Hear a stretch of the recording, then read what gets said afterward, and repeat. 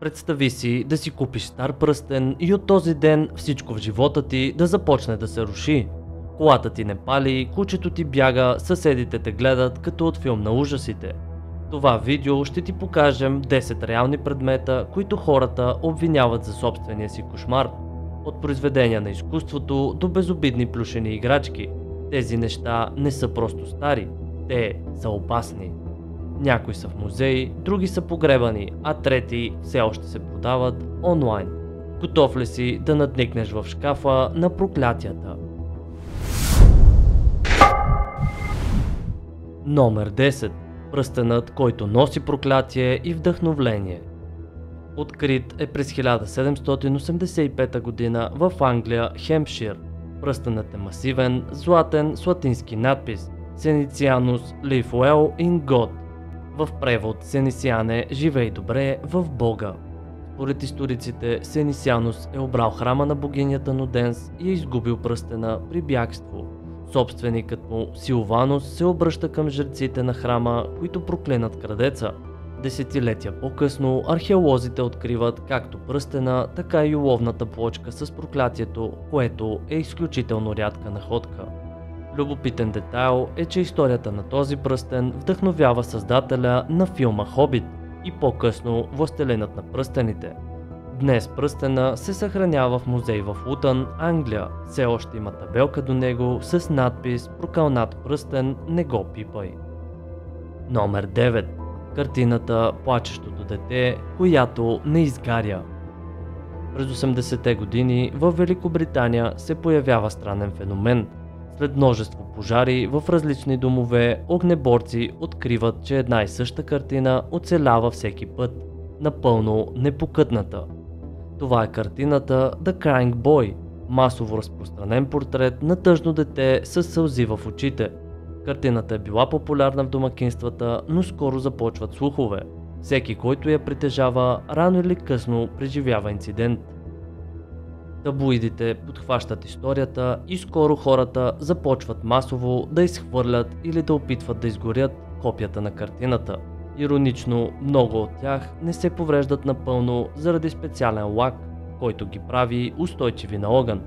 Пожарникари започват да се страхуват, дори отказвали да работят в къщи, където портретът е окачен. Оригиналът все още съществува, съхраняван от колекционер, който не иска публичност, защото някои неща не горят с причина. Номер 8. Куклата Харалд, първата прокълната в eBay. През 2003 година в eBay се появява странна обява. Кукла от 30-те години с напукано лице, износени дрехи и предупреждение. Тази кукла е прокълната. Не я купувайте, ако не сте готови. Купувачът, колекционер от Колорадо, решава, че е маркетингов трик, но след като я взема, започват болки в гърдите, безсъние и усещане, че някой го гледа. Дори котката му отказва да влезе в стаята. След като отново я продава в eBay, новият собственик твърди, че чува детски гласове и страда от необясними главоболя. Следват още обяви, всеки път с нова история и един и същи страх. Куклата в крайна сметка попада при човек, който прави пълно разследване и посещава сайт. Днес куклата е част от паранормална експозиция, поставена в стъклена клетка с табелка "Не снимай без разрешение", защото вече има записани случаи на хора, които са пострадали само от снимка. Номер 7. Съндъкът на Дибук, дух в дървена кутия. На пръв поглед изглежда като обикновена винена кутия, но според еврейския фолклор, Дибук е зъл дух, който може да се всели в обект. И точно такъв дух, според легендата, е бил заключен вътре. Съндъкът се появява за продажба през 2001 година. Собственикът разказва, че майка му получава инсулт в деня, в който го отваря. Следващите купувачи описват сънна парализа, кошмари и усещане за зловещо присъствие. Един от тях съобщава, че лампите експлодират без причина, а непозната миризма на котешка урина изпълва апартамента. Съндъкът попада при автор на книги за паранормалното, който започва да го изследва и скоро сам се разболява. Решава да го заключи в изолирана кутия, която поставя в секретно помещение. Днес Дибук кутията се намира в музей на странностите в Лас Вегас. Никой не е опитвал да я отваря повторно. Номер 6. Проклятието на теракотената армия. След откриването на теракотената армия в Китай през 1974 година, животът на откривателите се променя. И не е в добра посока. Фермерите, които копаят кладенец и случайно откриват погребаните фигури, са изтласкани от собствената си земя. Един от тях се самоубива, други умират бедни и без признание, въпреки историческото значение на откритието. Скоро след това работници и археолози започват да съобщават за странни инциденти, нещастни случаи, заболявания и дори мистериозни загуби на близки. Някои твърдят, че разкриването на армията е нарушило духовен покой, защитаван от древни ритуали. Днес мястото се охранява строго, а местните жители често избягват района след залез. Те вярват, че войните все още пазят императора и не прощават на тези, които са го обезпокоили. Ако стигна до тук, значи имаш силни нерви. Абонирай се, защото всяка седмица разказваме още по-луди реални истории от света. Пиши в коментарите би ли пазил предмет, за който се твърди, че е прокълнат, или би го хвърлил в огъня като във Властелина на пръстените. И най-важното, сподели това видео на приятел, който колекционира странни неща. Може би му спестяваш проклятие. Номер 5.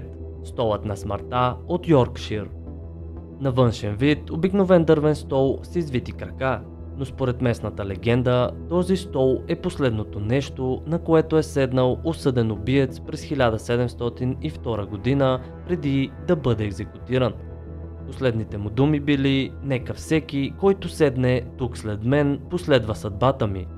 И така започва проклятието. В следващите векове десетки хора, седнали на стола, загиват скоро след това, в злополуки, мистериозни болести или инциденти на работа. По време на Втората световна война, двама войници, седнали на него на шега, умират в битка същата седмица. През 1970 собственикът на кръчмата, където се намира столът, решава да го закачи на стена, високо, така че никой да не може да седне. Днес е изложен в музей, прикрепен здраво към стената.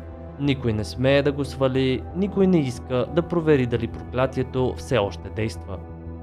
Номер 4. Огърлицата на Мария Антоанета, блясък с сенки. Историците твърдят, че това е било едно от последните бижута, носени от Мария Антоанета преди екзекуцията й през 1793 година. Изящна огърлица с диаманти и рубини. След смъртта й накитът изчезва, но се появява отново в Париж години по-късно, вече с зловеща репутация. Първият нов собственик, богат търговец, фалира напълно и се самоубива. Следващата оперна певица губи гласа си без обяснение. Колекционер от Ница купува огърлицата като експонат за изложба и загива при пожар, който изпепелява целият му дом. Накидът преминава още няколко ръце, всички с сходна съдба, внезапна болест, трагичен инцидент или катастрофа. Крайна сметка, последният ти притежател дарява огърлицата на частен музей, който изрично настоява тя никога да не се носи отново. Днес стои под стъкло, красиво бижу, но никой не се осмелява да го доближи. Номер 3. Вазата, която убива. Историята започва през 15 век в Италия. Била изработена за булка от благородническо семейство, но в нощта преди сватбата тя умира мистериозно, държейки вазата в ръце. Преди да издъхне, прошепва: "Тази ваза носи смърт." През следващите столетия вазата изчезва, но се появява отново през 1980. Започва да се предава от човек на човек, като всеки нов собственик умира малко след като я получи. От инсулт, катастрофа, внезапни болести. Общото било само едно – вазата. Властите в Италия решават да я скрият. Според слухове е заровена в неразкрито местоположение в неизвестна метална кутия, за да не може да бъде намерена никога повече.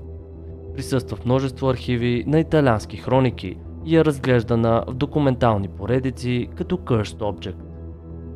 Номер 2. Картината "Ръцете му се съпротивляват". платно, което се движи само. На пръв поглед просто картина. Момче стои до кукла с празен поглед, а зад тях стъклена врата с множество ръце, притиснати към нея. Но след като е публикувана в eBay през 2000-та година, започват масови реакции. Описват я като най-прокалнатата картина в интернет. Продавачът твърди, че фигурите в платното се движат нощем. Камерите заснемат леко изместване на ръцете.